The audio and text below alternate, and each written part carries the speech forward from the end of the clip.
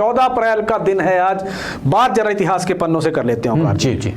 14 अप्रैल अंबेडकर जयंती। सभी जानते हैं कि हिंदुस्तान आजाद हुआ तो संविधान का हमारा गठन हुआ, उसी संविधान सभा के अध्यक्ष थे डॉक्टर भीमराव अंबेडकर। उनका जन्म हुआ था आज की तारीख को 1891 को मध्य प्रदेश के महू में, इंदौर के पास ये जगह है ओंकार जी।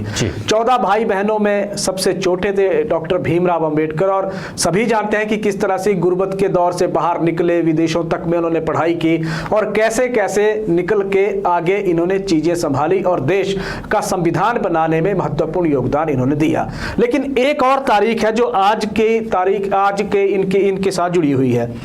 देश नया नया आजाद हुआ था 1947 के बाद ओंकार जी, 50 में संविधान लागू हुआ। 1951 और 52 में हुए चुनाव जब हुए तो उसमें देखें तो इन्होंने 1952 में चुनाव हुए, वो लड़ा था डॉक्टर अंबेडकर ने, लेकिन हार गए थे चुनाव। और फिर जिस तरह से इन्होंने महिला सशक्तिकरण के लिए जो प्रयास किए थे डॉक्टर अंबेडकर ने, उन्हीं प्रयासों को अगर हम देखें तो आज भी बहुत सारे मुद्दों में कामयाबी मिलती हुई भारत की नारी शक्ति को मिली है ओंकार जी। अगली तरफ चलें, दुनिया का सबसे शक्तिशाली मुल्क अमेरिका, उसके राष्ट्रपति की बात करते हैं। तस्वीर हम दिखा रहे हैं ओंकार जी।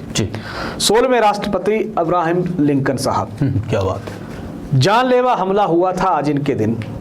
और ये जो थे वो वाशिंगटन के एक फोर्ड थिएटर है, यहाँ पे एक जो नाटक था उस नाटक को देखने के लिए पहुंचे थे ओंकार जी।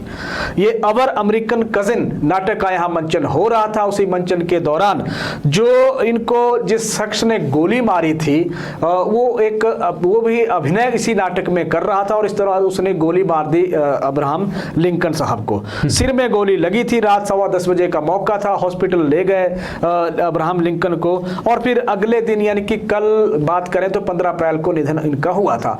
लेकिन जिस शख्स ने इनको गोली मारी थी वो शख्स फिर यहाँ से मौके पर से वहां से थिएटर के पास से ही फरार हो गया। अमेरिका की पुलिस जगह जगह ढूंढती रही। हफ्ते बाद वो शख्स मिला था, और जब उसकी तलाश की गई थी, जगह जगह छापे मारे गए, तो उसके बाद फिर एनकाउंटर किया था उस शख्स का। लेकिन उसने अगर देखें तो पूरी दुनिया को हिला के रख दिया था, क्योंकि शक्तिशाली मुल्कों में शुमार अमेरिका हालत पतली कर दी थी। सुरक्षा व्यवस्था की पोल उस शख्स ने खोल दी थी ओंकार जी। टाइटैनिक। अब देखिए, चर्चा होती है कि जब ये जहाज बना था तो कहा गया था कि कभी नहीं डूबेगा जी, और नहीं डूबेगा, ये जो दो शब्द थे ये शब्द उल्टे हो गए, और ये डूब के आप देखिए कि डूबने से आप देखिए कि पूरी तरह से डूब गया, और डूबने के साथ ही साथ कई लोगों की जान भी जहाज ने ले ली थी। आज ही के दिन अगर बात करें तो 10 अप्रैल को सफर पे निकला था टाइटैनिक पहला। ये जो कहा गया था कि ये नहीं डूबने वाला जहाज है, 10 अप्रैल को सफर शुरू हुआ था। आज रात को ये जहाज पूरी तरह से डूब गया था, और आज रात को जिस तरह से अब क्योंकि बाद में इस पे किताबें भी छपी, इसमें आप देखिए कि फिल्म भी बनी है टाइटैनिक नाम से, उसमें जिस तरह से चीजें दिखाई गई कि कैसे आइसबर्ग के साथ टकराया था, फिर इसमें आप देखिए इंजन इसका फैन टूट गया, वहां से स्पार्किंग हुई, वहां से आग लग गई, उधर से कई चीजें इसमें जो पानी के प्रेशर के कारण बहुत सारी चीजें टूट गई और पानी इसमें भर गया। तो उसके बाद परिस्थितियां जिस तरह की रही वो सबने देखी हैं उस फिल्म के माध्यम से।